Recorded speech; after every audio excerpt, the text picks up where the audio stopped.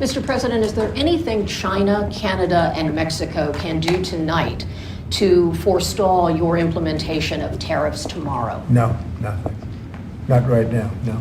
Canada, Mexico, and China, which, as I mentioned, President Trump will implement a 10% tariff on China, have all enabled illegal drugs to pour into America. The amount of fentanyl that has been seized at the southern border in the last 2 years alone has the potential to kill tens of millions of Americans. And so the president is intent on doing this. And I think Justin Trudeau would be wise to talk to President Trump directly before pushing outlandish comments like that to the media. Americans think they get their oil and gas from Saudi Arabia, and that is Trudeau's fault. You know, sometimes the incompetence of the Trudeau government still manages to shock me, and I don't say that lightly. We now have proof, hard proof, that Americans want our Canadian oil and gas. In fact, they prefer it over imports from Saudi Arabia, Venezuela, and Russia. And this isn't just my opinion. It comes straight from a poll commissioned by the Macdonald-Laurier Institute, an independent policy group, not some government-funded think tank pushing climate propaganda. According to their survey, when Americans were asked where they would prefer to get their foreign oil from, 52% said Canada, far eclipsing Saudi Arabia at 19%, Mexico at 12%, and then other suppliers. So let me ask you this. Why don't they know we're their biggest supplier? Because when the same Americans were asked which country actually supplies most of their oil and gas, a shocking 53% thought it was Saudi Arabia. Only 22% correctly identified Canada, the country that has, in reality, been their most reliable and stable energy partner for decades. How is it possible that Canada, the most ethical, environmentally responsible oil and gas producer in the world, is just an afterthought, while Saudi Arabia, with its brutal human rights record and state-controlled oil monopoly, is the first country that comes to mind? Well, I'll tell you why. Because the Trudeau Liberals are ashamed of our oil and gas industry. Instead of proudly telling our biggest ally and trading partner that they can count on us, that we're their best choice for secure and reliable energy, the Trudeau Liberals have spent nearly the last decade demonizing our own industry. They've driven away over $500 billion in investment. They've blocked pipelines and slapped regulations on Alberta's economy that they wouldn't dare put on Quebec's. And now these Liberals are actively trying to block Canadian exports to the United States. Of course, if the president does choose to proceed with tariffs on Canada, Canada will respond. And everything is on the table. Instead of working to strengthen trade ties and secure our place as America's top energy supplier, the Liberals are trying to sabotage our economy. They are pushing for a full-blown trade war with Trump, putting hundreds of thousands of Canadian jobs on the line. That we will impose retaliatory dollar-for-dollar tariffs if these measures are put in place. We will target those tariffs where they have maximum impact in the United States and minimum impact in Canada. We will support our companies and workers that are most affected. We'll recycle the money from those tariffs to support them.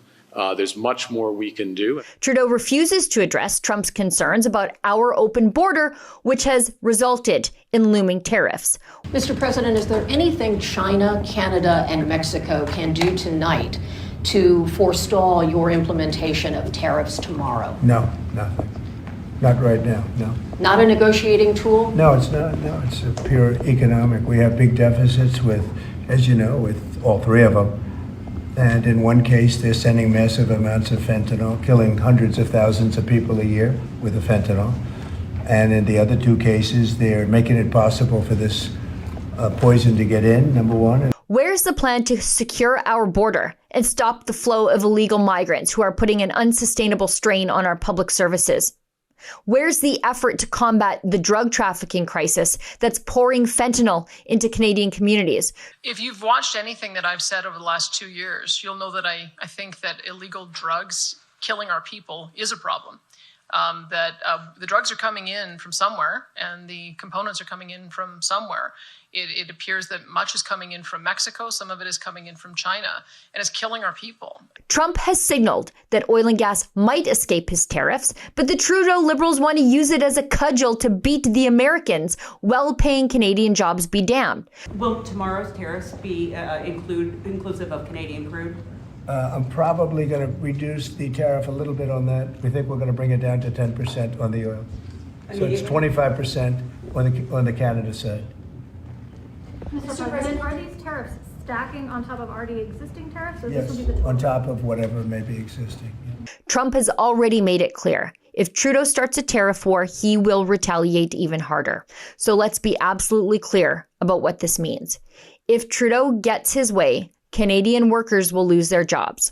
Our economy will take a massive hit, and we'll drive American buyers straight into the arms of, you guessed it, OPEC dictatorships. The truth is, Trudeau and the Liberals would rather punish Canadian workers than stand up for them.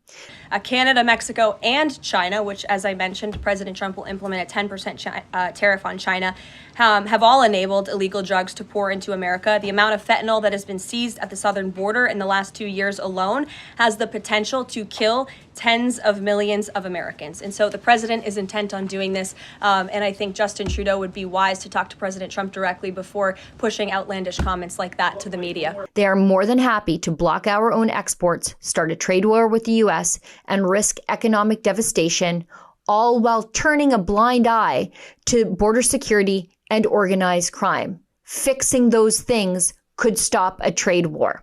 Canadians deserve better. The world wants our energy. The Americans want our energy. And yet, the only people who don't want Canadian oil and gas to succeed are the ones running this country. For Rebel News, I'm Sheila Gunn Reid. The federal government has absolutely no jurisdiction over Alberta oil and gas, and yet they want us to stop selling oil and gas to the Americans because Trudeau doesn't want to fix his border problems. I say, no way. I hope you agree with me, and if you do, please go to handsoffalberta.com.